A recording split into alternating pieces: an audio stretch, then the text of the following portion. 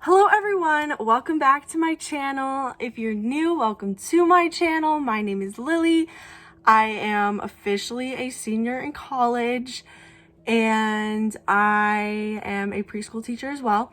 And today I will be talking about my journey as an education major, classes I had to take, what textbooks I had to use and which ones were the most helpful for me. I'll be talking about my favorite classes, my least favorite classes, some of my gen eds I had to take. I did want to say a little disclaimer, keep in mind that this is kind of varies from state to state, program to program, school to school. So mine is for the state of Wisconsin. I will be talking about our licensure things, tests that we have to take and that are required. So if you're not from Wisconsin, the tests and stuff I talk about might not apply to you. So yes, I'm just gonna get right into it. The very first ed class that I took was at my old school, and it was the only ed class I took at that school, and it was called Ed Foundations, and it was like early and adolescent development, and we just kind of learned about like childhood development to adolescent development and how to deal with different developmental disorders, and we had to observe in a classroom and all that kind of stuff. And that was like my very first ed class I had to take, and it was a 3-hour night class, and I don't know if we had a textbook. If we did, I do not have it anymore, so sorry about that. Moving on to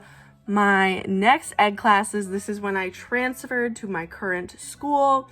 I've taken majority of my college courses, but specifically ed courses at my current school because I'm staying there and I'm there to stay. So, 2 classes I took that did not have a textbook were Intro to Education and then Ed Diversity, and those were very like practicum experience oriented classes. So we basically learned by getting out and doing things, building community, stuff like that. So we did not focus on textbook readings. We focused on community in that class, and it was really great and I loved it. Then I started my literacy block. So in the state of Wisconsin, you're required to take the Foundations of Literacy test for licensure. So that means you have to take 3 literacy classes before you can take the FORT. So I'm currently in the last of the literacy classes, finally. But the first one is early childhood literacy, and we used this book called Letters for Early Childhood, and it's cool because it comes with like this packet with different resources and graphic organizers and stuff in it. And let me tell you, keep and buy all of your textbooks as soon as you get in all your ed program classes because they will help you so much.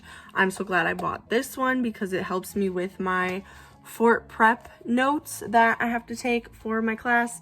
So yes, keep all of your textbooks. This is the other one that we really heavily focus on with our notes. It is creating literacy instruction for all students, and I have it marked up and highlighted on a lot of different pages.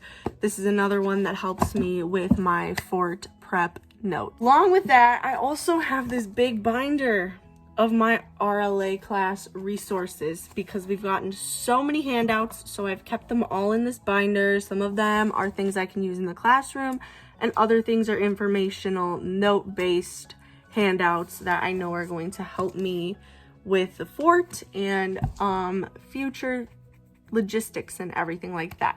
Another class that I took was Classroom Management and Culture 1. I'm taking the second one this summer because it didn't fit into my schedule for next semester. So I wanted to show you, this is one of the most helpful books I read my entire college career. It was one we read for my classroom management class, and as you can see, it is extremely highlighted. It is Beyond Discipline by Elfie Cohn. If you haven't read this for a college course, seriously, read this. It is the most helpful book. It talks about things to do in your classroom, things not to do in your classroom as it comes to classroom management. And we actually had a big project due at the end of the semester on this book and what we learned from it, all the information we retained. So I highly recommend this book just as like a professional development book. It's super good and I can't say more about it. It's just so good. And then the other one we used for classroom management is Management in the Active Classroom. And again, I do have some highlights in here. Not as many, but this is also really good. It talks about student voice, student choice, praise, and everything like that. So this is another book that I found very useful. Classroom management was just one of the most useful classes I took as an undergrad. So 2 more classes I took or am taking that do not require a textbook were Science Methods and Fine Arts Methods. They're very like inquiry, arts-based classes, so we did not have a textbook. But the 2 methods classes that did, this one was for Social Studies Methods. This is another book that I just recommend reading. It's like a professional development book and it's really great. It's called The Curious Classroom. It talks a lot about inquiry and how to implement it in the classroom. Really, really great. And it's actually by a Wisconsin native, which is really, really cool. So, and then Math Methods, we had this book, and don't worry, I paid for it. But it's called Mathematical Mindsets, and it kind of talks about like how to make math more engaging and also how to teach kids to have a growth mindset when it comes to math and stuff like that. So this was a really good book, which is why I decided to buy it instead of just renting it. That is what happened with most of my education textbooks. Another super useful book when it comes to lesson planning is Yardsticks. I know there's probably a lot of people from different states and programs and everything that have used this book because this one is super helpful.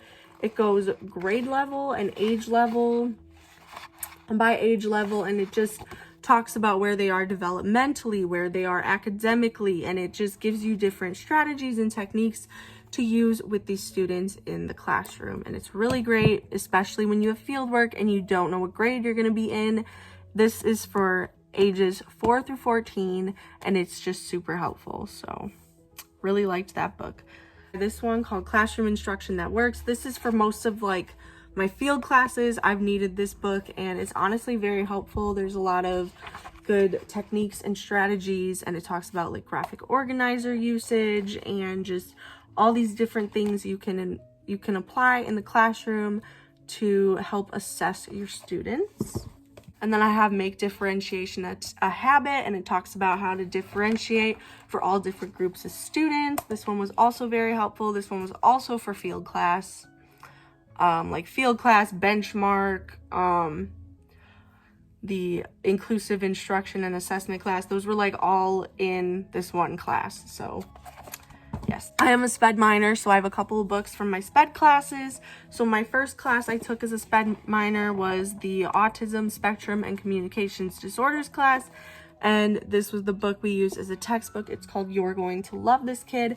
And then we also read the book, The Reason I Jump, which was in my favorite books of 2020. I loved that book so much. It's so informational but like super easy to read, and I just loved it. Also have this one called Interactions Collaboration Skills for School Professionals, and this was for my Collaborating with Families class, and we learned about like collaborating and talking to families, how to have an IEP meeting. Like all this stuff is in there, and it was super helpful. This book really helped with understanding IEPs and how to communicate with families about those things. So that's all the textbooks. And then I'm also taking my last sped class this semester, and you also need a field for sped, which I already did as well. But the last sped class that I'm taking is informal and informal assessments. So that starts in 2 weeks. And then next semester, like I said, I'm taking classroom management and culture 2. And then I have my last field / inclusive instruction assessment and benchmark class. And then I have a bunch of gen eds that I have to do to like catch up on. And then I have teaching and professionalism, and then I student teach, and that is so crazy to me. And then obviously we have a student teaching seminar. But there's one last thing I wanted to mention in this video. Everything I do for the ed program, I put in this binder, so I can show, like when I go into early childhood jobs or whatever. I have a resume, I have my transcripts, I have my dean's list letters of recommendation, certificates, and like professional developments and stuff that I've done. But then I have a section that is all the stuff I've done for school. So this is a student observation paper I did. I have my art of teaching paper that I wrote. This is my education philosophy, and then I have a paper about development, and then all my pathways from field work experiences are in here.